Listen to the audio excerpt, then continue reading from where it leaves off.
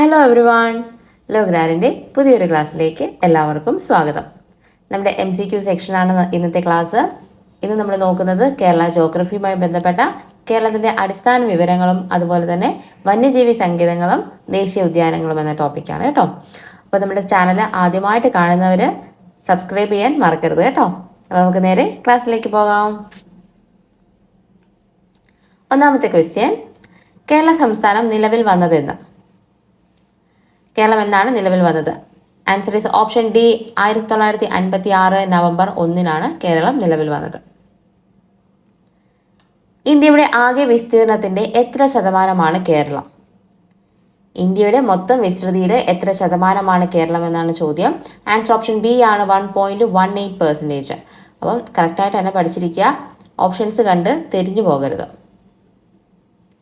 അടുത്ത ക്വസ്റ്റ്യൻ, കേരളത്തിന്റെ വടക്ക് ഭാഗത്ത് സ്ഥിതി ചെയ്യുന്ന സംസ്ഥാനം. കേരളത്തിന്റെ വടക്ക് ഭാഗത്ത് സ്ഥിതി ചെയ്യുന്ന സംസ്ഥാനമാണ് ചോദ്യം. ആൻസർ ഇസ് ഓപ്ഷൻ എ, കർണാടകയാണ് കേരളത്തിന്റെ വടക്ക് ഭാഗത്ത് സ്ഥിതി ചെയ്യുന്നത്. കേരളത്തിലെ വിസ്തീർണം ഡാഷ് ചതുരശ്ര കിലോമീറ്റർ ആണ്. കേരളത്തിന്റെ മൊത്തം വിസ്തീർണം എത്രയെന്നാണ് ചോദ്യം. Answer is option A, 38,863. രണ്ടിടത്തും 3 ഉണ്ട്, പിന്നെ 2, 8, 6 അങ്ങനെയൊക്കെ ഒന്ന് ഓർത്ത് വെച്ചിരിക്കുക കേട്ടോ. 38,863 നമ്മുടെ ആൻസർ എന്ന് പറയുന്നത്.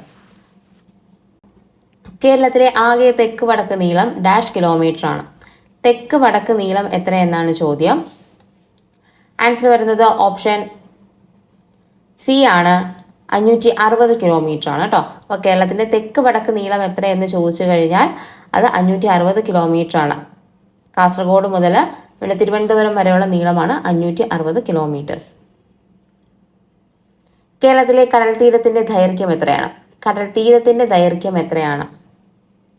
Answer is option D, 580 kilometre ആണ് കേരളത്തിന്റെ കടൽ തീര ദൈർഘ്യം എന്ന് പറയുന്നത്. PSC 590 എന്നുള്ളൊരു ആൻസറും ഇടയ്ക്കൊരു എക്സാമിന് കൊടുത്തിട്ടുണ്ടായിരുന്നു. അന്ന് 580 ഇല്ലായിരുന്നു, 590 ആയിരുന്നു ഉണ്ടായിരുന്നത്. 590 PSC ഫൈനൽ കീയിൽ കൊടുത്തിരുന്നത് കേട്ടോ. അപ്പോൾ 590 വന്നാലും അത് തന്നെ എഴുതുക.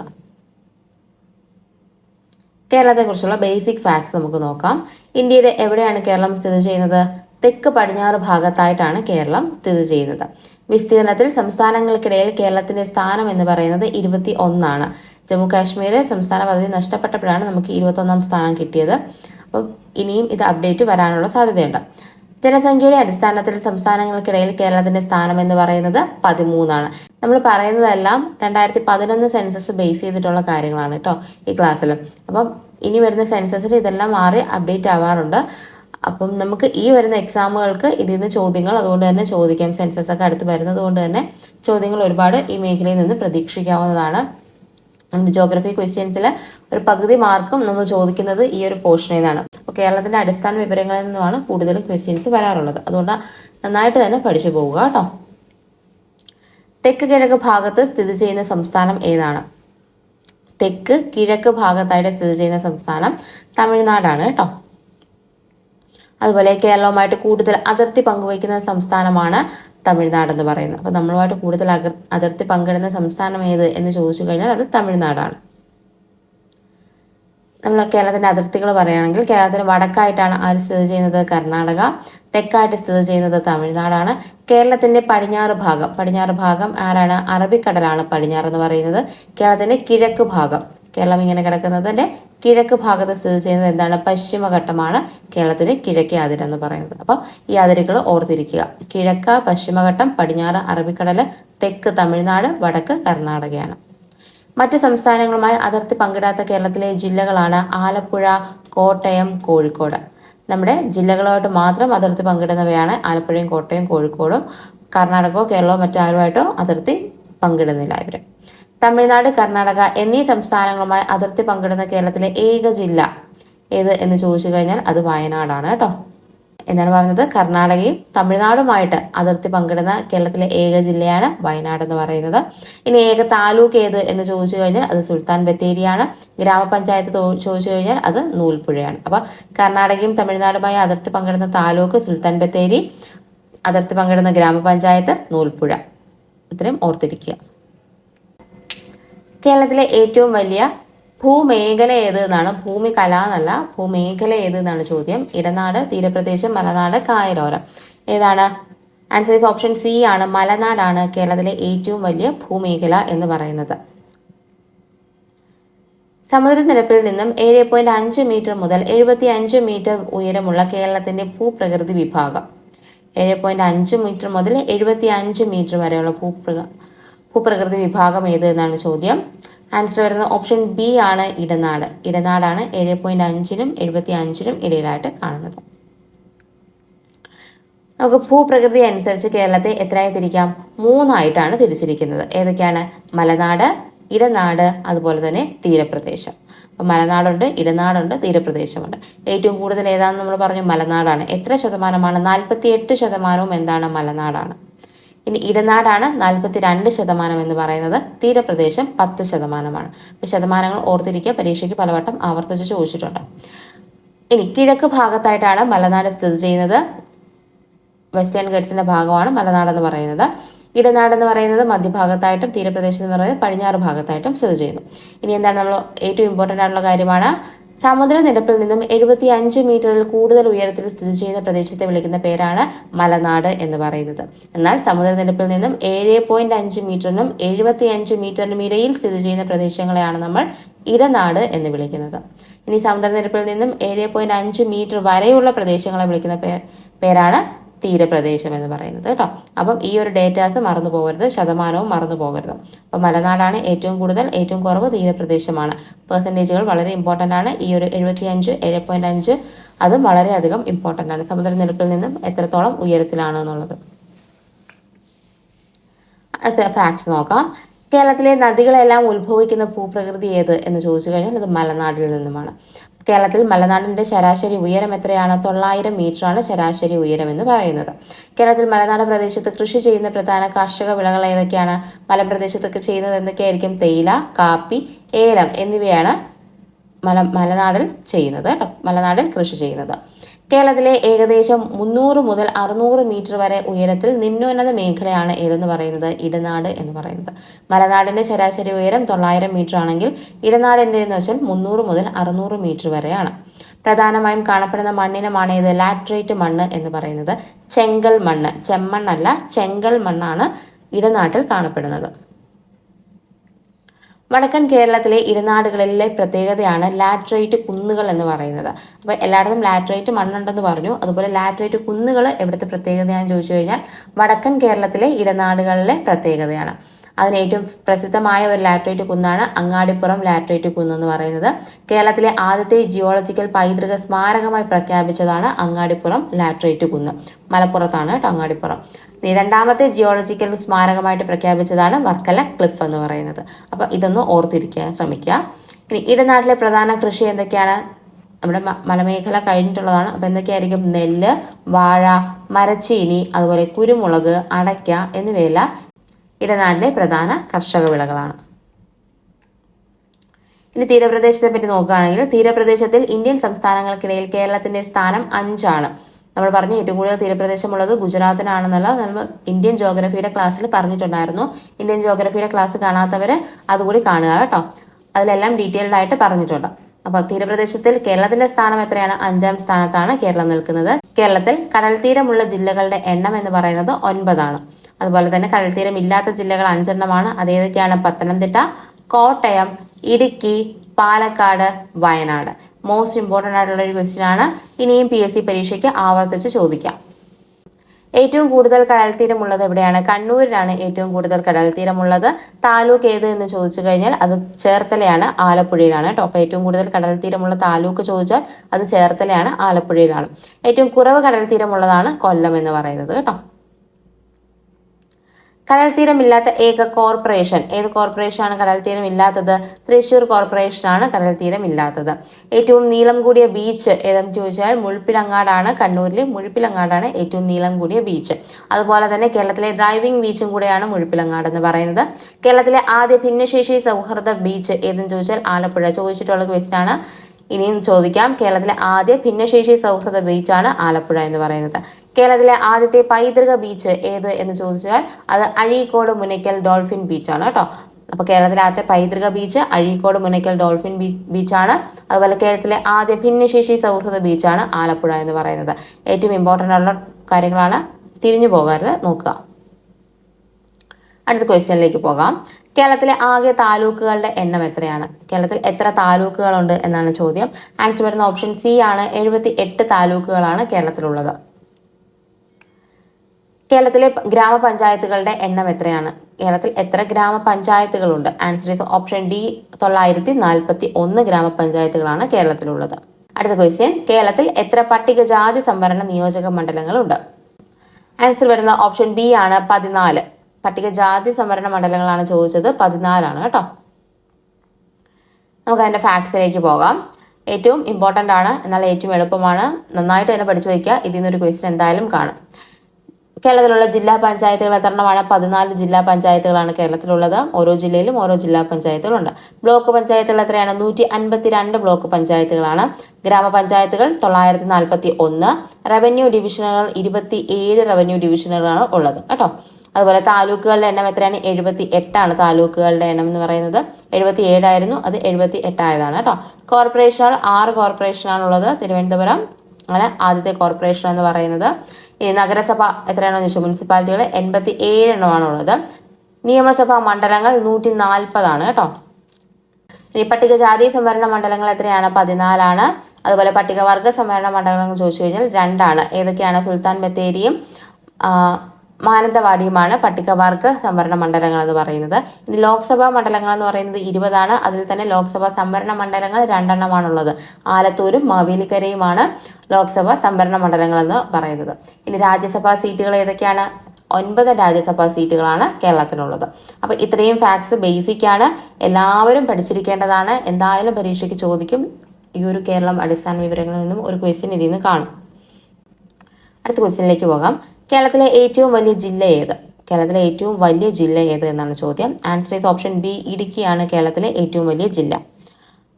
കുട്ടമ്പുഴ പഞ്ചായത്ത് ഇടുക്കിയോട് കൂട്ടിച്ചേർത്തതിനെ തുടർന്നാണ് ഇടുക്കി എന്തായത് 2023 ഏറ്റവും വലിയ ജില്ലയായിട്ട് മാറുന്നത് കേരളത്തിലെ. അപ്പം അതിനു മുന്നേ പാലക്കാടായിരുന്നു, ഇപ്പം ഇടുക്കിയാണ്. അപ്പം അങ്ങനെയും ക്വസ്റ്റ്യൻ വേണമെങ്കിൽ തരാം. ഇടുക്കിക്ക് മുന്നേ ഏതായിരുന്നു എന്ന് ചോദിച്ചു കഴിഞ്ഞാൽ പാലക്കാടെന്നൊക്കെ എഴുതണം കേട്ടോ. അപ്പം ഇപ്പം ഏറ്റവും വലിയ ജില്ല ഏതെന്നാണ് ചോദിച്ചു കഴിഞ്ഞാൽ ഇടുക്കിയാണ്. കേരളത്തിലെ ഏറ്റവും ചെറിയ ജില്ല ഏത്?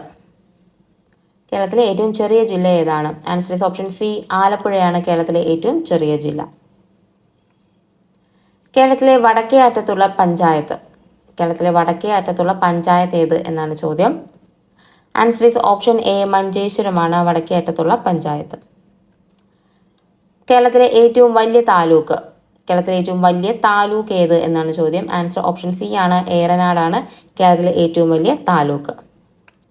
കേരളത്തിലെ ഏറ്റവും വടക്കേ അറ്റത്തുള്ള കോർപ്പറേഷൻ. വടക്കേ അറ്റത്തുള്ള കോർപ്പറേഷൻ ഏതാണ്? ആൻസർ ഓപ്ഷൻ ഡി ആണ്. കണ്ണൂരാണ് കേരളത്തിലെ ഏറ്റവും വടക്കേ അറ്റത്തെ കോർപ്പറേഷൻ എന്ന് പറയുന്നത്. 17. കേരളത്തിലെ ഏറ്റവും കൂടുതൽ ജനസംഖ്യ ഉള്ള ജില്ല ഏത്? ജനസംഖ്യയിൽ കൂടുതലുള്ള ജില്ല ഏതെന്നാണ് ചോദ്യം. ആൻസർ ഓപ്ഷൻ ബി ആണ്. മലപ്പുറം. കേരളത്തിലെ ഏറ്റവും കൂടുതൽ പട്ടണങ്ങളുള്ള ജില്ല ഏതാണ്? പട്ടണങ്ങൾ ഏറ്റവും കൂടുതലുള്ളത് ഏതാണ് എന്ന് ചോദിച്ചു കഴിഞ്ഞാൽ ആൻസർ ഓപ്ഷൻ സി ആണ്. എറണാകുളമാണ് പട്ടണങ്ങൾ കൂടുതലുള്ള ജില്ല. ഇനി നമുക്ക് ജില്ലകളെ പറ്റിയിട്ടുള്ള ബേസിക് ഫാക്ട്സുകൾ നോക്കാമേ. ഇമ്പോർട്ടൻ്റ് ആണ്. ഓരോ എക്സാമിനും ഒരു ക്വസ്റ്റ്യൻ വെച്ചിട്ട് എന്തായാലും വരും, അതുകൊണ്ട് പഠിച്ചിരിക്കുക. തെക്കേ അറ്റത്തുള്ളതിൽ ആദ്യം പറയാം, അത് കഴിഞ്ഞ് വടക്കേ അറ്റത്ത് പറയാം കേട്ടോ. അപ്പോൾ ഏറ്റവും തെക്കേ അറ്റത്തുള്ള ജില്ല ഏത് എന്ന് ചോദിച്ചു കഴിഞ്ഞാൽ എല്ലാവർക്കും അറിയാം, തിരുവനന്തപുരമാണ്. തെക്കേ അറ്റത്തുള്ള താലൂക്കാണ് ഏത്? നെയ്യാറ്റിൻകര എന്ന് പറയുന്നത്. തെക്കേ അറ്റത്തുള്ള ഗ്രാമപഞ്ചായത്ത് ഏതെന്ന് ചോദിച്ചു കഴിഞ്ഞാൽ പാറശാലയാണ് കേട്ടോ. അതുപോലെ തന്നെ അസംബ്ലി മണ്ഡലം ഏതാണ്? പാറശാലയാണ്. അപ്പോൾ ഗ്രാമപഞ്ചായത്തും അസംബ്ലി മണ്ഡലവും ഏതാണ്? പാറശാലയാണ്. ലോക്സഭാ മണ്ഡലം ഏതാണ് തെക്കേ അറ്റത്തുള്ളത്? തിരുവനന്തപുരമാണ്. അപ്പോൾ ജില്ലയും ലോക്സഭാ മണ്ഡലവും ഒരേതാണെന്ന് ഓർത്തിരിക്കുക. ഇനി ഗ്രാമം എന്ന് പറയുന്നത് കളിയിക്കാവിളയാണ്.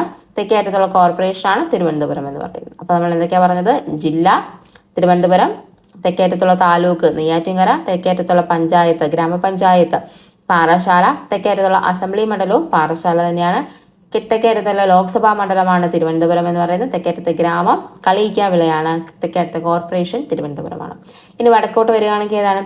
വടക്കേ അറ്റത്തെ ഏതാണുള്ളത്? വടക്കേറ്റത്തെ ജില്ല കാസർഗോഡാണ്.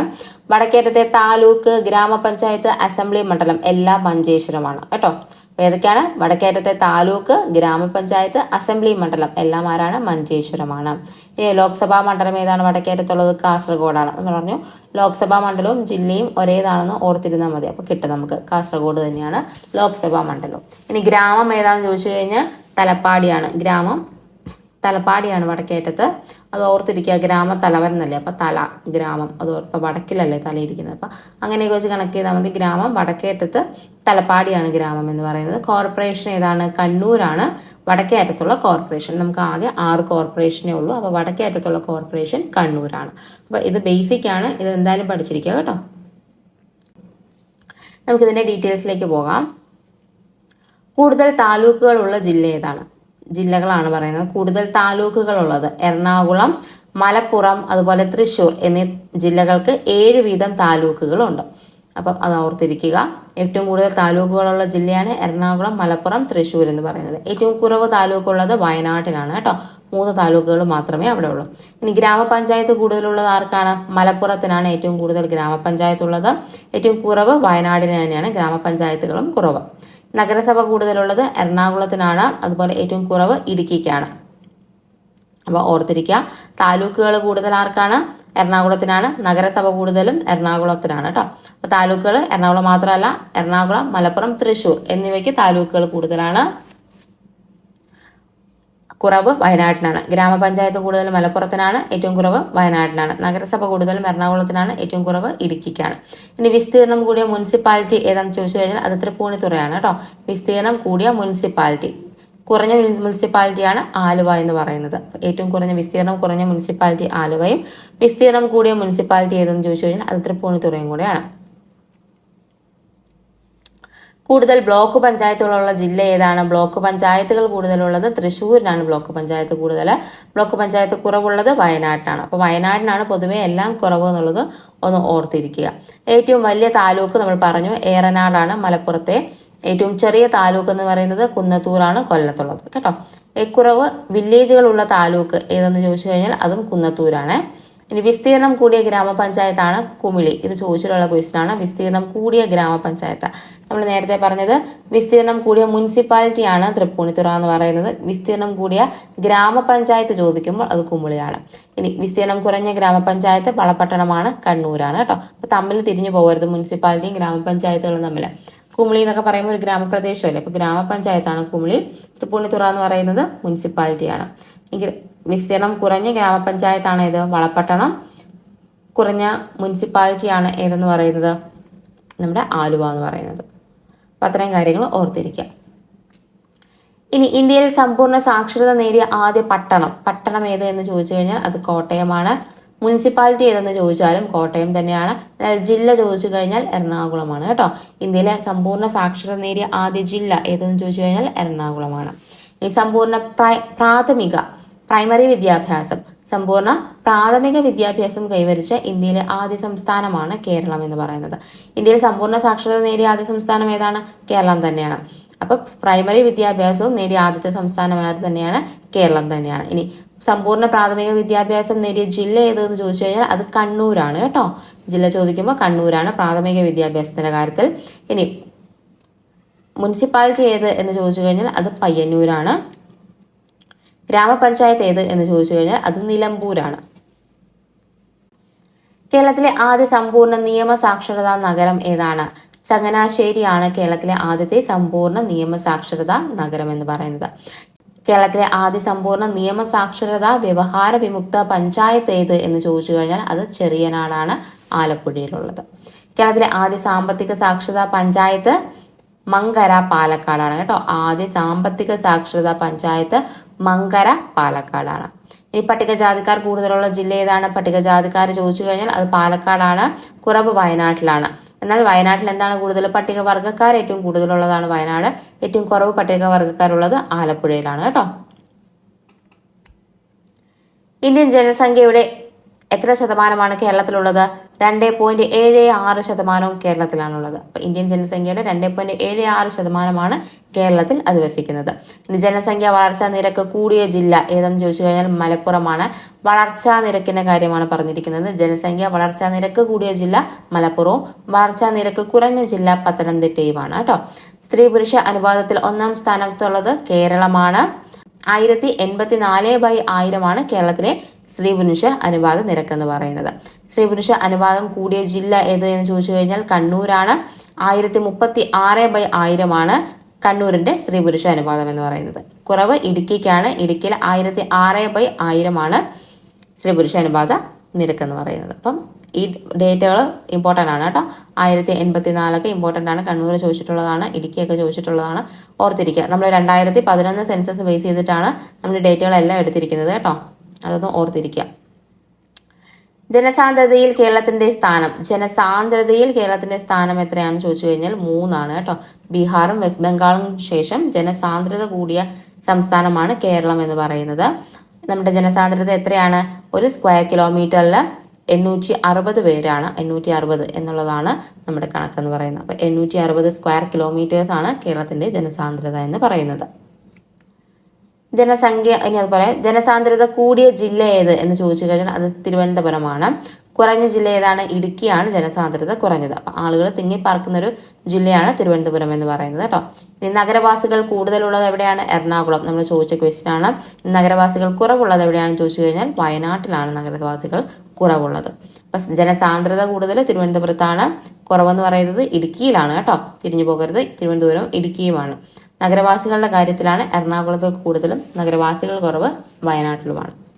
ഇനി ജനസംഖ്യ അടിസ്ഥാനത്തിൽ കൂടുതലും കുറവും എവിടെയെന്ന് നമുക്ക് നോക്കാം. ജില്ലയിലെ ജനസംഖ്യ കൂടിയ ജില്ല മലപ്പുറമാണ്. ജനസംഖ്യ കുറവ് വയനാട്ടിലാണ് ജനസംഖ്യ കുറവെന്ന് പറയുന്നത്. അതുപോലെ താലൂക്ക് ചോദിച്ചു കഴിഞ്ഞാൽ കോഴിക്കോട് താലൂക്കിലാണ് ജനസംഖ്യ ഏറ്റവും കൂടുതൽ. അതുപോലെ മല്ലപ്പള്ളിയിലാണ് ഏറ്റവും കുറവ്. വില്ലേജ് കണ്ണൻദേവൻ ഹിൽസ് ആണ്. അതുപോലെ കുറഞ്ഞ വില്ലേജ് മ്ലാപ്പാറയാണ്. അപ്പൊ ഏറ്റവും കൂടുതൽ ജനസംഖ്യ ഉള്ള വില്ലേജ് ഏത് എന്ന് ചോദിച്ചു കഴിഞ്ഞാൽ കണ്ണൻദേവൻ ഹിൽസ് ആണ്. ഇനി ജനസംഖ്യ കൂടിയ കോർപ്പറേഷൻ ഏതെന്ന് ചോദിച്ചു കഴിഞ്ഞാൽ അത് തിരുവനന്തപുരമാണ്. ജനസംഖ്യ കുറഞ്ഞ കോർപ്പറേഷനാണ് തൃശ്ശൂർ എന്ന് പറയുന്നത്. അപ്പൊ ഇത്രയും ഫാക്ട്സ് ഓർത്ത് വെച്ചിരിക്കുക. 2011 സെൻസസ് ബേസ് ചെയ്തിട്ടാണ് നമ്മൾ പറഞ്ഞിട്ടുള്ളത്. നമ്മൾ അടുത്ത ക്വസ്റ്റ്യനിലേക്ക് പോവാണ്. കേരളത്തിലെ ഏറ്റവും കൂടുതൽ മഴ കിട്ടുന്ന മൺസൂൺ കാലം ഏതാണ്? കേരളത്തിൽ ഏറ്റവും കൂടുതൽ മഴ കിട്ടുന്ന മൺസൂൺ കാലം ഏതാണ്? ആൻസർ ഈസ് ഓപ്ഷൻ ബി ആണ്. ജൂൺ മുതൽ സെപ്റ്റംബർ വരെയാണ് കേരളത്തിൽ ഏറ്റവും കൂടുതൽ മഴ കിട്ടുന്നത്. കേരളത്തിൽ ശൈത്യകാലം അനുഭവപ്പെടുന്നത് എപ്പോഴാണ്? ശൈത്യകാലം എപ്പോഴാണ് അനുഭവപ്പെടുന്നത്?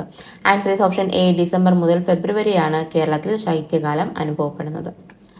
കേരളം, തമിഴ്നാട്, കർണാടക സംസ്ഥാനങ്ങൾ ഏപ്രിൽ മെയ് മാസത്തിൽ ഇടിമിന്നലോട് കൂടി പെയ്യുന്ന വേനൽ മഴ ഏതു പേരിൽ അറിയപ്പെടുന്നു? അപ്പൊ കേരളത്തിലും തമിഴ്നാട്ടിലും കർണാടകയിലും ഏപ്രിൽ മെയ് മാസങ്ങളിൽ ശ്രദ്ധിച്ചിരിക്കുക. ഏപ്രിൽ മെയ് മാസങ്ങളിൽ ഇടിമിന്നലോട് കൂടി പെയ്യുന്ന മഴയെ ഏത് പേരിലാണ് അറിയപ്പെടുന്നത്? Answer is option A. Mango shower എന്ന പേരിലാണ് അറിയപ്പെടുന്നത്. നമുക്കിതിന്റെ ഫാക്ട്സിലേക്ക് പോകാം. കേരളം ഏത് കാലാവസ്ഥാ മേഖലയിലാണ് ഉൾപ്പെട്ടിരിക്കുന്നത്? ഉഷ്ണമേഖലാ കാലാവസ്ഥാ മേഖലയിലാണ് കേരളം ഉൾപ്പെട്ടിരിക്കുന്നത്. നമ്മൾ ഇക്വേറ്ററിനോട് അടുത്ത് കിടക്കുകയാണ്. അപ്പോൾ ഉഷ്ണമേഖലയിലാണ് നമ്മൾ ഉൾപ്പെട്ടിരിക്കുന്നത്. 4 തരം കാലാവസ്ഥകളാണ് കേരളത്തിലുള്ളത്. ഏതൊക്കെയാണ്? ശൈത്യകാലം, വേനൽക്കാലം, ഇടവപ്പാതി, തുലാവർഷം. ഇതൊക്കെ 4 കാലങ്ങളാണ്.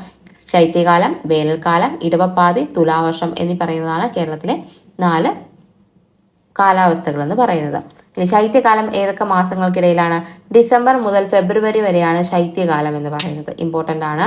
വേനൽക്കാലം എന്ന് പറയുന്നത് മാർച്ച്, മെയ് എന്നീ കാലങ്ങളിലാണ് വേനൽക്കാലം എന്ന് പറയുന്നത്. ഇടവപ്പാതി എന്ന് പറയുന്നത് ജൂൺ മുതൽ സെപ്റ്റംബർ വരെയുള്ളതാണ് ഇടവപ്പാതി എന്ന് പറയുന്നത്. അതുപോലെ തുലാവർഷം എന്ന് പറയുന്നത് ഒക്ടോബർ മുതൽ നവംബർ വരെയാണ് തുലാവർഷം എന്ന് പറയുന്നത്. ഇടവപ്പാതിക്കാണ് കേരളത്തിൽ ഏറ്റവും കൂടുതൽ മഴ ലഭിക്കുന്നത് എന്നും കൂടി ഓർത്തിരിക്കുക. ഏറ്റവും കൂടുതൽ മഴ ലഭിക്കുന്ന മാസം ഏത് എന്ന് ചോദിച്ചു കഴിഞ്ഞാൽ അത് ജൂലൈയിലാണ് ഏറ്റവും കൂടുതൽ മഴ ലഭിക്കുന്നത്. എന്നാൽ ഏറ്റവും കുറവ് മഴ ലഭിക്കുന്നത് ജനുവരിയിലാണ്. കാരണം ശൈത്യത്തിനോടനുബന്ധിച്ച് മഴ കുറവായിരിക്കും. ഇനി ജില്ല ഏതെന്ന് ചോദിച്ചു കഴിഞ്ഞാൽ കൂടുതൽ മഴ ലഭിക്കുന്ന ജില്ല ഏത് എന്ന് ചോദിച്ചാൽ കോഴിക്കോടാണ്. ഏറ്റവും കുറവ് മഴ ലഭിക്കുന്ന ജില്ലയാണ് തിരുവനന്തപുരം എന്ന് പറയുന്നത്.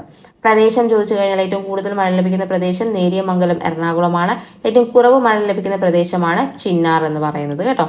ഇനി മൺസൂൺ മുൻപുള്ള വേനൽ മഴ കേരളത്തിൽ അറിയപ്പെടുന്ന പേരാണ് മാംഗോ ഷവർ എന്നുള്ളത്. മൺസൂണിന് മുന്നേ ഉള്ള വേനൽ മഴ കേരളത്തിൽ അറിയപ്പെടുന്ന പേരാണെന്ത്? മാംഗോ ഷവർ എന്ന് പറയുന്നത്. വടക്ക് കിഴക്കൻ മൺസൂൺ കേരളത്തിൽ അറിയപ്പെടുന്ന പേരാണ് തുലാവർഷം എന്ന് പറയുന്നത്. ഏത് മൺസൂണാണ്? വടക്ക് കിഴക്കൻ മൺസൂൺ ആണ് തുലാവർഷം എന്നറിയപ്പെടുന്നത്.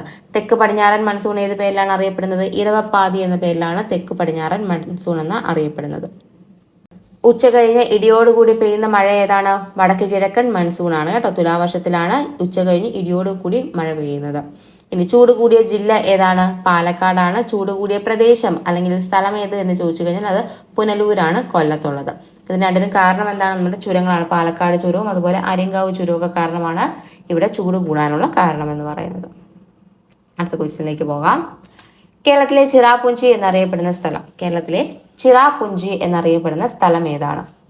ആൻസർ ഈസ് ഓപ്ഷൻ ഡി ആണ്. ലക്കിടിയാണ് കേരളത്തിലെ ചിറാപുഞ്ചി എന്നറിയപ്പെടുന്നത്.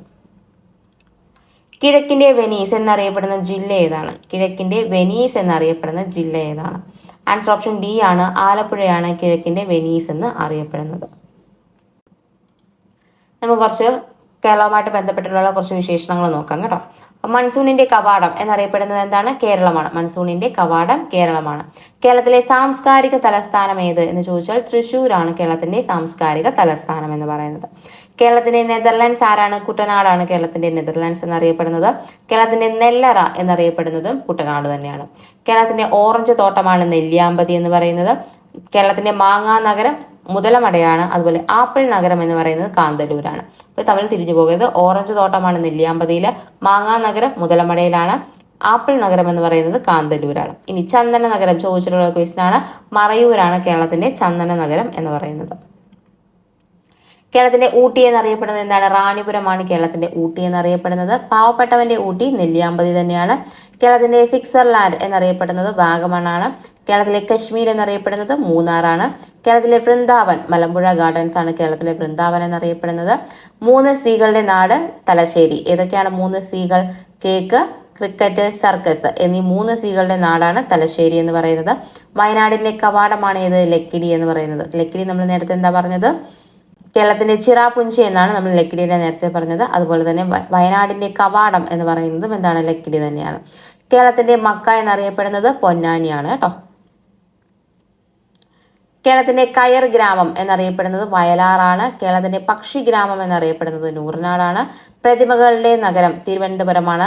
ഓർത്തിരിക്കുക, പ്രതിമകളുടെ നഗരമാണ് തിരുവനന്തപുരം എന്ന് പറയുന്നത്. നിത്യഹരിത നഗരം ഏത് എന്ന് ചോദിച്ചാലും തിരുവനന്തപുരമാണ്. കശുവണ്ടി ഫാക്ടറികളുടെ നാടാണ് കൊല്ലം എന്ന് പറയുന്നത്. കശുവണ്ടി കൂടുതൽ ഉൽപ്പാദിപ്പിക്കുന്നത് കണ്ണൂരാണ്. എന്നാൽ കശുവണ്ടി ഫാക്ടറികൾ കൂടുതലുള്ളത് കൊല്ലത്താണ്. അതുകൊണ്ട് കശുവണ്ടി ഫാക്ടറികളുടെ നാട് എന്നറിയപ്പെടുന്നത് കൊല്ലമാണ്. തീർത്ഥാടന ടൂറിസത്തിന്റെ ആസ്ഥാനം പത്തനംതിട്ടയാണ്. തീർത്ഥാടന ടൂറിസത്തിന്റെ ആസ്ഥാനം എന്ന് പറയുന്നത്. അക്ഷര നഗരം കോട്ടയമാണ്. അതുപോലെ 3 എല്ലുകളുടെ നഗരം എന്നറിയപ്പെടുന്നത് കോട്ടയമാണ്. ഏതൊക്കെയാണ് 3 എല്ല്? ലേക്സ്, ലെറ്റേഴ്സ്, ലാറ്റക്സ് എന്ന് പറയുന്ന 3 എല്ലുകളുടെ നഗരമാണ് കോട്ടയം എന്ന് പറയുന്നത്. കേരളത്തിന്റെ പഴക്കൂട എന്നറിയപ്പെടുന്നത് ഏതാണ്? ഇടുക്കിയാണ് കേരളത്തിന്റെ പഴക്കൂട എന്നറിയപ്പെടുന്നത്. കേരളത്തിന്റെ ധാന്യ കലവറ സംസ്ഥാനം ചോദിച്ചു കഴിഞ്ഞാൽ പാലക്കാടാണ്, അല്ലെങ്കിൽ ധാന്യ കലവറ എന്ന് നമ്മൾ പറയുന്നത് കുട്ടനാടിനെയാണ്. കേരളത്തിന്റെ ഫുട്ബോൾ തലസ്ഥാനം ഏതെന്ന് ചോദിച്ചു കഴിഞ്ഞാൽ മലപ്പുറമാണ് കേരളത്തിന്റെ ഫുട്ബോൾ തലസ്ഥാനം. ഇതൊക്കെ ചോദിച്ചിട്ടുള്ള ക്വസ്റ്റ്യൻ ആണ് കേട്ടോ. ശില്പനഗരം എന്നറിയപ്പെടുന്നത് കോഴിക്കോടാണ്. ഇതാണ് ഞാൻ പറഞ്ഞത്, തിരിഞ്ഞു പോകരുത്. പ്രതിമാ നഗരമാണ് തിരുവനന്തപുരം, ശില്പനഗരം കോഴിക്കോടാണ്. കേരളത്തിന്റെ ഊട്ടി എന്നറിയപ്പെടുന്ന സംസ്ഥാനം ചോദിച്ചു കഴിഞ്ഞാൽ അത് വയനാടാണ്. ഇനി തിറകളുടെയും തെയ്യങ്ങളുടെയും നാട് ഇതാണ്, കണ്ണൂരാണ് തിറകളുടെയും തെയ്യങ്ങളുടെയും നാട്. ദൈവങ്ങളുടെ നാട് എന്നറിയപ്പെടുന്നത് കാസർഗോഡും, അതുപോലെ സപ്തഭാഷാ സംഗമഭൂമി എന്നറിയപ്പെടുന്നത് കാസർഗോഡാണ്. അപ്പൊ ഇത്രയും വിശേഷണങ്ങളാണ് പറഞ്ഞത്. വേണമെങ്കിൽ ഒന്നും കൂടി പറയാം. മൺസൂണിന്റെ കവാടം എന്നറിയപ്പെടുന്നത് കേരളമാണ്. കേരളത്തിന്റെ സാംസ്കാരിക തലസ്ഥാനം തൃശ്ശൂരാണ്. കേരളത്തിന്റെ നെതർലാൻഡ്സ് എന്നറിയപ്പെടുന്നത് ഏതാണ്? കുട്ടനാടാണ്. അതുപോലെ കേരളത്തിന്റെ നെല്ലറയും കുട്ടനാടാണ്. ഓറഞ്ച് തോട്ടം നെല്ലിയാമ്പതി, മാങ്ങാ നഗരം മുതലമട, ആപ്പിൾ നഗരം കാന്തല്ലൂർ, ചന്ദന നഗരം മറയൂരാണ്. അത്രയും ഓർത്തിരിക്കുക. ഇനി കേരളത്തിന്റെ ഊട്ടി റാണിപുരം, പാവപ്പെട്ടവന്റെ ഊട്ടി നെല്ലിയാമ്പതി, കേരളത്തിന്റെ സ്വിറ്റ്സർലാൻഡ് വാഗമൺ, കേരളത്തിന്റെ കശ്മീർ മൂന്നാർ, കേരളത്തിന്റെ വൃന്ദാവൻ മലമ്പുഴ, 3 സീകളുടെ നാട് തലശ്ശേരി, 3 എല്ലുകളുടെ നാട് കോട്ടയം, വയനാടിന്റെ കവാടം ലക്കിടി, കേരളത്തിന്റെ മക്ക പൊന്നാനി. കയറ് ഗ്രാമം വയലാർ, പക്ഷിഗ്രാമം നൂറനാട്, പ്രതിമകളുടെ നഗരം തിരുവനന്തപുരം, ശില്പങ്ങളുടെ നഗരം കോഴിക്കോട്, നിത്യഹരിത നഗരം തിരുവനന്തപുരം, കശുവണ്ടി ഫാക്ടറികളുടെ നാട് കൊല്ലം, തീർത്ഥാടക ടൂറിസത്തിന്റെ ആസ്ഥാനം പത്തനംതിട്ട, അക്ഷര നഗരം കോട്ടയം. കേരളത്തിലെ പഴക്കൂട ഇടുക്കിയാണ്. കേരളത്തിന്റെ ധാന്യ കലവറ എന്നറിയപ്പെടുന്ന സംസ്ഥാനം പാലക്കാട്. കേരളത്തിന്റെ ഫുട്ബോൾ തലസ്ഥാനം മലപ്പുറം. കേരളത്തിലെ ഊട്ടി വയനാടാണ്. തിറകളുടെയും തെയ്യങ്ങളുടെയും നാട് കണ്ണൂര്. ദൈവങ്ങളുടെ നാട് കാസർഗോഡ്. സപ്തഭാഷാ സംഗമഭൂമി കാസർഗോഡ്. ക്വസ്റ്റ്യൻ എന്തായാലും വരും, പല ക്വസ്റ്റ്യൻസും ചോദിച്ചിട്ടുണ്ട്. അതുകൊണ്ട് നിങ്ങൾ നന്നായിട്ട് തന്നെ പഠിച്ചു വെച്ചിരിക്കുക കേട്ടോ. ടൂറിസത്തെ വ്യവസായമായി അംഗീകരിച്ച ആദ്യ സംസ്ഥാനം ഏതാണ്? ടൂറിസത്തെ വ്യവസായമായി അംഗീകരിച്ച ആദ്യ സംസ്ഥാനം ഏത്? ആൻസർ ഈസ് ഓപ്ഷൻ ബി ആണ്. കേരളമാണ് ടൂറിസത്തെ വ്യവസായമായി അംഗീകരിച്ച ആദ്യ സംസ്ഥാനം എന്ന് പറയുന്നത്. കേരളത്തിൽ കർഷക ദിനമായി ആചരിക്കുന്ന ദിവസം ഏതാണ്? കർഷക ദിനമായി ആചരിക്കുന്ന ദിവസം ഏതാണ്? ആൻസർ ഈസ് ഓപ്ഷൻ എ ആണ്. ചിങ്ങം 1 കേരളത്തിൽ കർഷക ദിനമായി ആചരിക്കുന്നത്. ഇന്ത്യയിൽ കർഷക ദിനമായി ആചരിക്കുന്നത് എന്നാണ്? ഡിസംബർ 23 ഇന്ത്യയിൽ കർഷക ദിനമായി ആചരിക്കുന്നത്. അതും കൂടെ ഓർത്തിരിക്കുക. ഇന്ത്യയിൽ ആദ്യമായി എക്കോ ടൂറിസം പദ്ധതി നടപ്പിലാക്കിയ സംസ്ഥാനമാണ് കേരളം എന്ന് പറയുന്നത്. ഏതായിരുന്നു എക്കോ ടൂറിസം പദ്ധതി? തെന്മലയാണ് ഇന്ത്യയിലെ ആദ്യത്തെ എക്കോ ടൂറിസം പദ്ധതി എന്ന് പറയുന്നത്. ഏഷ്യയിലെ ആദ്യ ബട്ടർഫ്ലൈ സഫാരി പാർക്ക് കൂടെയാണ് ഏത്? തെന്മല എന്ന് പറയുന്നത്. ഇന്ത്യയിലെ ആദ്യത്തെ ശിശു സൗഹാർദ്ദ സംസ്ഥാനം കേരളമായിരുന്നു. ഭൂപരിഷ്കരണം നടപ്പിലാക്കിയ ആദ്യ സംസ്ഥാനം കേരളമാണ്. ഇന്ത്യയിലെ ആദ്യ ബയോളജിക്കൽ പാർക്കാണ് ഏത്? അഗസ്ത്യാർകൂടം കേരളത്തിലുള്ളത്. ഇന്ത്യയിലെ ആദ്യ ഡിജിറ്റൽ സംസ്ഥാനം ഏത് എന്ന് ചോദിച്ചു കഴിഞ്ഞാലും കേരളമാണ്. കേരളത്തിലെ ഔദ്യോഗിക പക്ഷി ഏതാണ്? ആൻസർ വരുന്ന ഓപ്ഷൻ ഡി ആണ്. മലമുഴക്കി വേഴാമ്പലാണ്. പെട്ടെന്ന് കയറി മയിലൊന്നും എഴുതരുത്. ഇന്ത്യയുടേതാണ് മയിൽ എന്ന് പറയുന്നത്. കേരളത്തിന്റെയാണ് ചോദിച്ചിരിക്കുന്നത്. മലമുഴക്കി വേഴാമ്പലാണ് ആൻസർ കേട്ടോ. ഓപ്ഷൻ എ ഒക്കെ ആയിട്ട് തരുന്നത് നമ്മളെ തെറ്റിക്കാൻ വേണ്ടിയിട്ടാണ്. നെഗറ്റീവ് വരുത്താതിരിക്കുക നിങ്ങൾ മാക്സിമം. നമുക്ക് കേരളത്തിന്റെ ഔദ്യോഗിക ചിഹ്നങ്ങൾ നോക്കാം. മൃഗം എന്ന് പറയുന്നത് ഏതാണ്? ആനയാണ്. കേരളത്തിന്റെ ഔദ്യോഗിക മൃഗം ആനയാണ്. എലിഫന്റസ് മാക്സിമസ്. പക്ഷി മലമുഴക്കി വേഴാമ്പലാണ്. ബ്യൂസിറോസ് ബൈകോർണിയസ് എന്നാണ് മലമുഴക്കി വേഴാമ്പലിന്റെ സയന്റിഫിക് നെയിം എന്ന് പറയുന്നത്. ബൈകോർണിയസ് എന്ന് ഓർത്തിരിക്കുക കേട്ടോ. മത്സ്യം എന്ന് പറയുന്നത് കരിമീനാണ്. എട്രോപ്ലസ് സുരാന്തിയൻസിസ് എന്നാണ്. മീൻ വിൽക്കുന്ന സുര എന്ന് ആലോചിച്ചിരുന്നാൽ മതി. സുരാന്തിയൻസിസ് എന്നാണ് കരിമീന്റെ ശാസ്ത്രീയ നാമം. വൃക്ഷം എന്ന് പറയുന്നത് തെങ്ങാണ്. കോക്കോ ന്യൂസിഫറ. അപ്പൊ കോക്കനട്ട് വെച്ചിട്ട് അത് കിട്ടും. കോക്കോ ന്യൂസിഫറ എന്ന് പറയുന്നതാണ് തെങ്ങ്. അതുപോലെ പുഷ്പം എന്ന് പറയുന്നത് കണിക്കൊന്നയാണ്. കണിക്കൊന്ന എന്താണ്? കാസിയ ഫിസ്റ്റൂളയാണ് കണിക്കൊന്ന എന്ന് പറയുന്നത്. ഓർത്തിരിക്കുക, കാസിയ ഫിസ്റ്റൂള ചോദിച്ചിട്ടുണ്ട് കേട്ടോ. പാനീയം എന്ന് പറയുന്നത് ഇളനീരാണ്. ഫലം എന്ന് പറയുന്നത് ചക്കയാണ്. ആട്രോകാർപ്പസ് ഹെട്രോഫിയൈലസ് എന്നാണ്. ആട്രോകാർപ്പസ് ഓർത്തിരിക്കുക. ചക്ക ആട്രോകാർപ്പസ് എന്ന് ഓർത്തിരിക്കുക. ശലഭം ബുദ്ധമയൂരിയാണ്. പാപ്പിലോ ബുദ്ധ എന്നുള്ളതാണ് ബുദ്ധമയൂരിയുടെ സയന്റിഫിക് നെയിം എന്ന് പറയുന്നത്. അതുപോലെ തന്നെ പ്രതിജ്ഞ, ഭാഷാ പ്രതിജ്ഞയാണ് കേട്ടോ. മലയാളമാണ് എൻ്റെ ഭാഷ എന്ന് പറയുന്ന ഭാഷാ പ്രതിജ്ഞയാണ്. MT വാസുദേവൻ നായരുടെ വരികളാണ് ഭാഷാ പ്രതിജ്ഞയായിട്ട് നമ്മൾ അംഗീകരിച്ചത്. ഐക്യ കേരള പ്രതിജ്ഞ ഏതായിരുന്നു? 3 കിടക്കും ഈ കേരളത്തെ എന്ന് പറയുന്നതായിരുന്നു നമ്മുടെ ഐക്യ കേരള പ്രതിജ്ഞ എന്ന് പറയുന്നത്. അത് ഓർത്തിരിക്കുക. ഇത് ഭാഷാ പ്രതിജ്ഞയാണ്. മലയാളമാണ് എൻ്റെ ഭാഷ എന്ന് പറയുന്നത്. MT വാസുദേവൻ നായർ. അടുത്ത ക്വസ്റ്റ്യൻ, കേരളത്തിലെ ദേശീയ ഉദ്യാനങ്ങളെ സംബന്ധിച്ച് ശരിയായ പ്രസ്താവന കണ്ടെത്തുക. ഓപ്ഷൻസ് നന്നായിട്ട് തന്നെ വായിച്ചു നോക്കിയിട്ട് ശരിയായിട്ടുള്ളത് ഏതെന്ന് കണ്ടെത്തുക. ആൻസർ വരുന്നത് ഓപ്ഷൻ ഡി ആണ്. എല്ലാം ശരിയാണ്. എന്തൊക്കെയാണ് ക്വസ്റ്റ്യൻ നോക്കാം. ലോക പൈതൃക പട്ടികയിൽ ഉൾപ്പെട്ട ദേശീയ ഉദ്യാനമാണ് ഇരവികുളം ദേശീയ ഉദ്യാനം. ശരിയായിട്ടുള്ള സ്റ്റേറ്റ്മെന്റ് ആണ്. ഏറ്റവും കൂടുതൽ ജൈവ വൈവിധ്യമുള്ള ദേശീയ ഉദ്യാനമാണ് സൈലന്റ് വാലി എന്ന് പറയുന്നത്. ശരിയാണ്. കേരളത്തിലെ ഏറ്റവും ചെറിയ ദേശീയ ഉദ്യാനമാണ് പാമ്പാടം ചോല എന്ന് പറയുന്നത്. അപ്പൊ ഇതെല്ലാം എന്താണ്? ശരിയാണ്. അടുത്ത ക്വസ്റ്റ്യൻ നോക്കാം. കേരളത്തിലെ ആദ്യത്തെ ദേശീയ ഉദ്യാനം ഏതാണ്? കേരളത്തിലെ ആദ്യത്തെ ദേശീയ ഉദ്യാനം ഏതാണ്? ആൻസർ ഓപ്ഷൻ സി ആണ്. ഇരവികുളമാണ് കേരളത്തിലെ ആദ്യത്തെ ദേശീയ ഉദ്യാനം എന്ന് പറയുന്നത്. കേരളത്തിലെ രണ്ടാമത്തെ ദേശീയ ഉദ്യാനം ഏതാണ്? കേരളത്തിലെ രണ്ടാമത്തെ ദേശീയ ഉദ്യാനം PSCയുടെ ആൻസർ സി ആണ്. സൈലന്റ് വാലി ആണ് കേരളത്തിലെ രണ്ടാമത്തെ ദേശീയ ഉദ്യാനം. ദേശീയ ഉദ്യാനങ്ങളുടെ എണ്ണം 5 എന്നാണ് PSC കൊടുത്തിരിക്കുന്നത്. 6 എണ്ണമുണ്ട്. പെരിയാറിനെ PSC ദേശീയ ഉദ്യാനമായിട്ട് കൊടുത്തിട്ടില്ല. 6 എന്നുള്ളതിന് പകരം 5 ആണ് PSC കൊടുത്തിരിക്കുന്നത് കേട്ടോ. അപ്പം പെരിയാർ വരുന്നത് 1982 പെരിയാറിനെ ദേശീയ ഉദ്യാനമായിട്ട് അംഗീകരിക്കുന്നത്. അങ്ങനെ നോക്കുമ്പോൾ പെരിയാറാണ് രണ്ടാമത്തെ ദേശീയ ഉദ്യാനം എന്ന് പറയുന്നത്. പക്ഷേ PSCയിൽ പെരിയാർ കൊടുത്തിട്ടില്ല. അതുകൊണ്ട് സൈലന്റ് വാലിയാണ് നമ്മുടെ രണ്ടാമത്തെ ദേശീയ ഉദ്യാനമായിട്ട് കൊടുത്തിരിക്കുന്നത്. ആദ്യത്തെ ദേശീയ ഉദ്യാനം ഏതാണ്? ഇരവികുളമാണ്. 1978 ഇരവികുളത്തെ ദേശീയ ഉദ്യാനമായിട്ട് പ്രഖ്യാപിക്കുന്നത്. വർഷങ്ങൾ ഇമ്പോർട്ടൻ്റ് ആണ്, പഠിച്ചു വെച്ചിരിക്കുക. 3 വർഷമേ പഠിക്കാനുള്ളൂ. ഇരവികുളം 1978. സൈലന്റ് വാലിയാണ് രണ്ടാമത്തെ ദേശീയ ഉദ്യാനം. 1984 സൈലന്റ് വാലി വരുന്നത്. മതികെട്ടാം ചോല, ആനമുടി ചോല, പാമ്പാടും ചോല 3 2003 നിലവിൽ വരുന്നത്. അപ്പൊ 5 ദേശീയോദ്യാനങ്ങൾ ഏതൊക്കെയാണ്? Eravikulam, Silent Valley, Mathikettanchola, Anamudichola, Pambadichola. ഇരവികുളം വന്നത് എന്നാണ് 1978-ലും, സൈലന്റ് വാലി വന്നത് 1984-ലും, അതുപോലെ മതികെട്ടാൻചോല വന്നത് 2003-ലാണ്. ഇത്രയും ഓർത്തിരിക്കുക.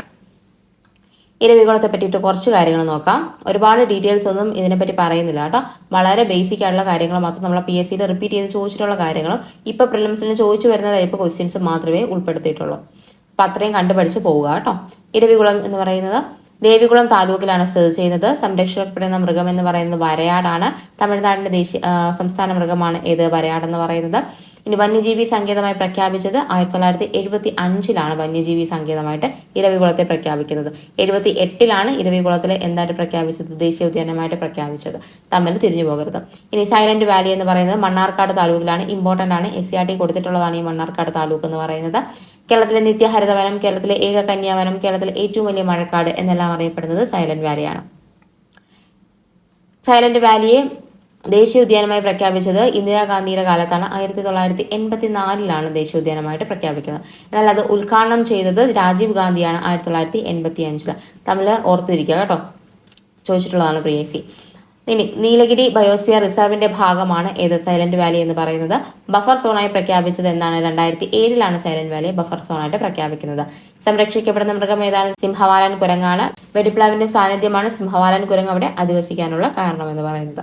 ഏറ്റവും കൂടുതൽ ജൈവ വൈവിധ്യമുള്ള ദേശീയ ഉദ്യാനം ഏത്? നമുക്ക് ചോദിച്ച ക്വസ്റ്റ്യനാണ്. ഏറ്റവും കൂടുതൽ ജൈവ വൈവിധ്യമുള്ള ദേശീയ ഉദ്യാനമാണ് സൈലന്റ് വാലി എന്ന് പറയുന്നത്. ഏറ്റവും ചെറിയ ദേശീയ ഉദ്യാനമാണ് ഏത്? പാമ്പാടും ചോല എന്ന് പറയുന്നത്.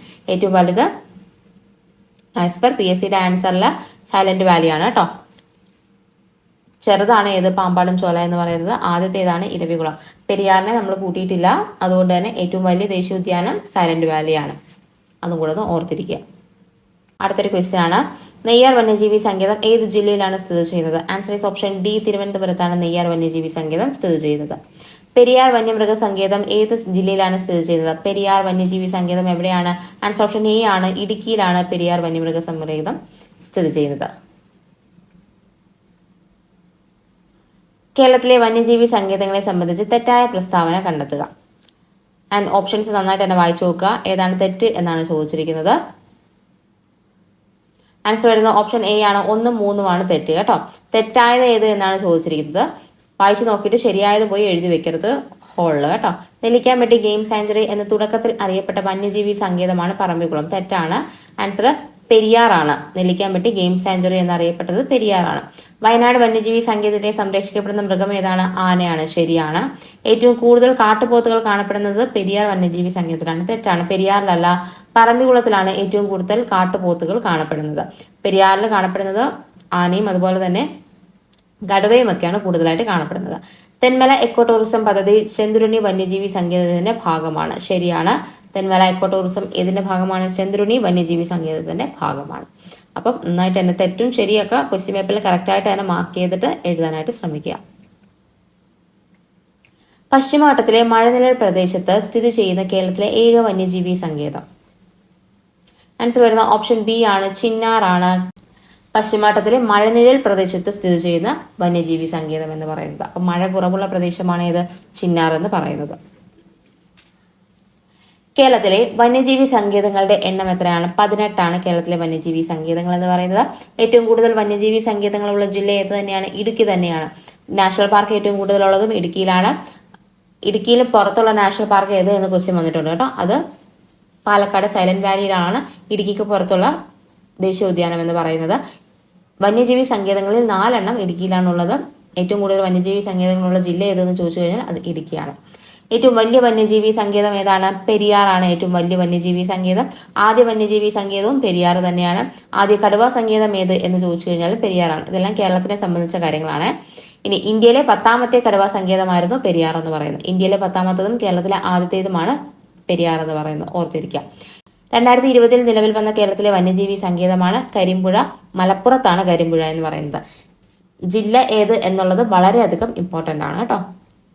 ജില്ലാ അടിസ്ഥാനത്തിൽ നമ്മളെല്ലാം പഠിച്ചിരിക്കണം. ഇതെല്ലാം പഠിച്ചേ പറ്റത്തുള്ളൂ കേട്ടോ. ഏത് ചോദിക്കുമെന്ന് നമുക്ക് പറയാൻ പറ്റത്തില്ല. അതുകൊണ്ട് എല്ലാം തന്നെ പഠിച്ചിരിക്കാം. നെയ്യാറ്, പേപ്പാറ എന്നിവ ഏത് ജില്ലയിലാണ്? തിരുവനന്തപുരം ജില്ലയിലാണ് നെയ്യാറും പേപ്പാറയും. നെയ്യാറയാണ് ഏറ്റവും തെക്ക് കിടക്കുന്ന വന്യജീവി സങ്കേതം എന്ന് പറയുന്നത്. 1958 നെയ്യാറ് വന്യജീവി സങ്കേതമായിട്ട് മാറിയത്. അപ്പൊ നെയ്യാറും പേപ്പാറയും എവിടെയാണ്? തിരുവനന്തപുരത്താണ്. ഇനി കൊല്ലത്തുള്ള ഏക വന്യജീവി സങ്കേതമാണ് ഇത് ചെന്തുരുണി. 1984 ചെന്തുരുണി വന്നത്. 84 ഒരു 4 വന്യജീവി സങ്കേതങ്ങൾ വന്നിട്ടുണ്ട്, അതൊന്ന് ഓർത്തിരിക്കുക. ഇനി ഇടുക്കിയിൽ ഉള്ളതാണ് പെരിയാറ്, ചിന്നാറ്, ഇടുക്കി, കുറിഞ്ഞിമല. ഇതെല്ലാം ഇടുക്കി ഉള്ള വന്യജീവി സങ്കേതങ്ങളാണ്. ഏതൊക്കെയാണ്? പെരിയാറ്, ചിന്നാറ്, ഇടുക്കി തന്നെയുണ്ട്. അതുപോലെ തന്നെ കുറിഞ്ഞിമല സാങ്ച്വറിയും ഇടുക്കിയിലുള്ളതാണ്. ചിന്നാറും 84 വന്നത്. എറണാകുളത്തുള്ള വന്യജീവി സങ്കേതങ്ങളാണ് ഏതൊക്കെ? തട്ടേക്കാടും മംഗളവനവും എന്ന് പറയുന്നത്. മംഗളവനം 2004 വന്നത്. തട്ടേക്കാട് 1983 വന്നത്. രണ്ടിനും വേറെ വേറെ പ്രാധാന്യങ്ങൾ ഉള്ളതുകൊണ്ടാണ് വർഷം കൊടുത്തിരിക്കുന്നത് കേട്ടോ. തൃശ്ശൂര് ചിമ്മിനിയും അതുപോലെ പിച്ചി വാഴായരിയും വന്യജീവി സങ്കേതങ്ങൾ തൃശ്ശൂരിലാണ് കാണപ്പെടുന്നത്. അപ്പൊ 84 വന്ന മറ്റൊരു വന്യജീവി സങ്കേതമാണ് ചിമ്മിനി എന്ന് പറയുന്നത്. അപ്പൊ ചെന്തുരുണി, ചിന്നാറ്, ചിമ്മിനി ഇതെല്ലാം 84 വന്നത്. ഇനി പാലക്കാടിലുള്ള വന്യജീവി സങ്കേതങ്ങളാണ് ഏതൊക്കെ? പറമ്പിക്കുളം അതുപോലെ ചൂളന്നൂർ എന്ന് പറയുന്നത് പാലക്കാടിലെ വന്യജീവി സങ്കേതങ്ങളാണ്. 1973 പറമ്പിക്കുളം വരുന്നത്. ഇമ്പോർട്ടൻ്റ് ആണ് കേട്ടോ. 2007 ചൂളന്നൂർ വരുന്നത്.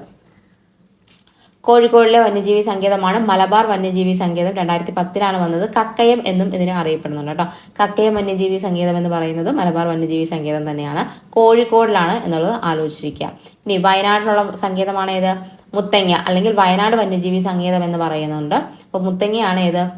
വയനാട്ടിലുള്ള വന്യജീവി സങ്കേതം എന്ന് പറയുന്നത്. 1973 മുത്തങ്ങ വന്യജീവി സങ്കേതം വരുന്നതെന്നും കൂടെ ഓർത്തിരിക്കുക.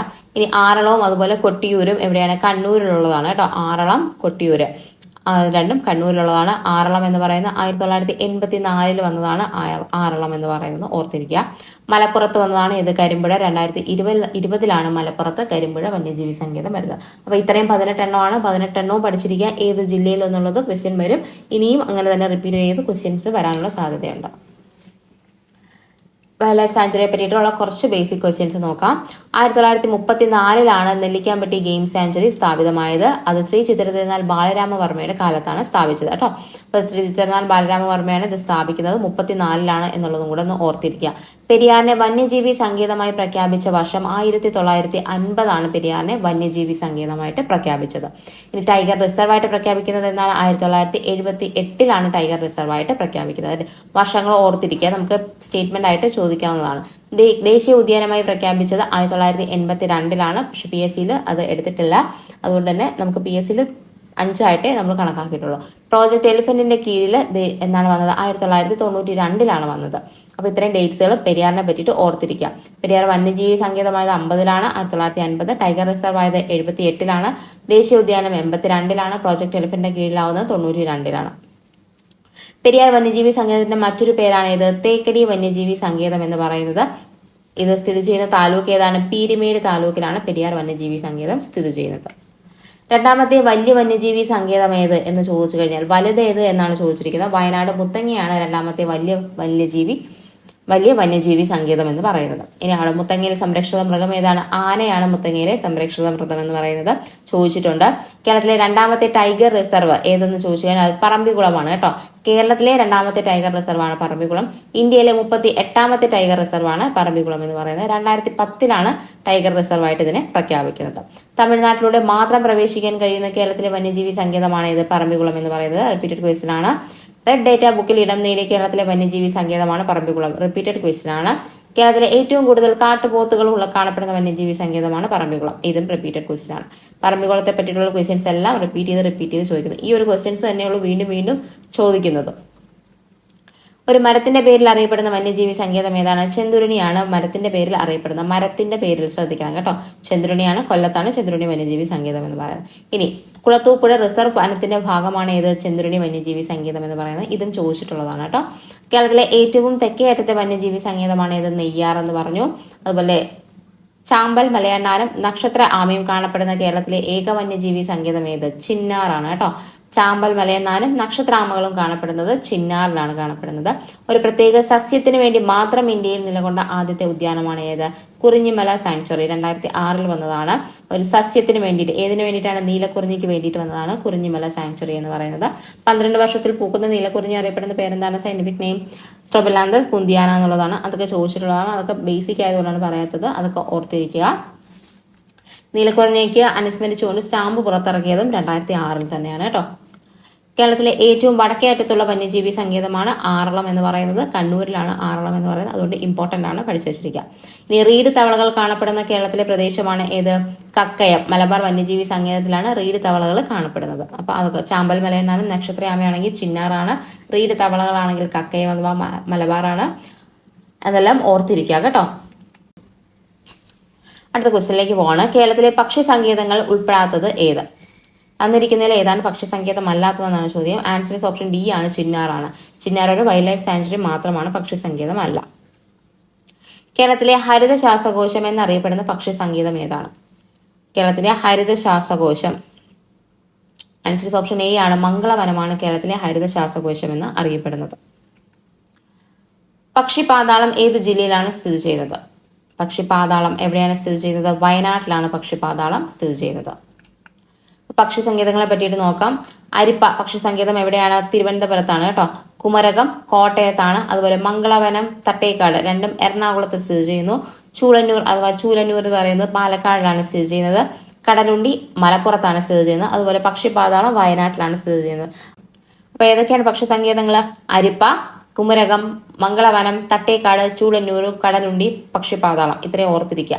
എല്ലാത്തിന്റെയും ജില്ലകൾ ഓർത്തിരിക്കണം കേട്ടോ, ഇമ്പോർട്ടന്റ് ആണ്. അരിപ്പ തിരുവനന്തപുരമാണ്, കുമരകം കോട്ടയമാണ്, മംഗളവനം എറണാകുളമാണ്, തട്ടേക്കാടും എറണാകുളം തന്നെയാണ്, ചൂളന്നൂർ പാലക്കാട്, കടലുണ്ടി മലപ്പുറത്താണ്. ആദ്യ പക്ഷി സംരക്ഷണ കേന്ദ്രമാണ് ഏത്? തട്ടേക്കാട്. 1983.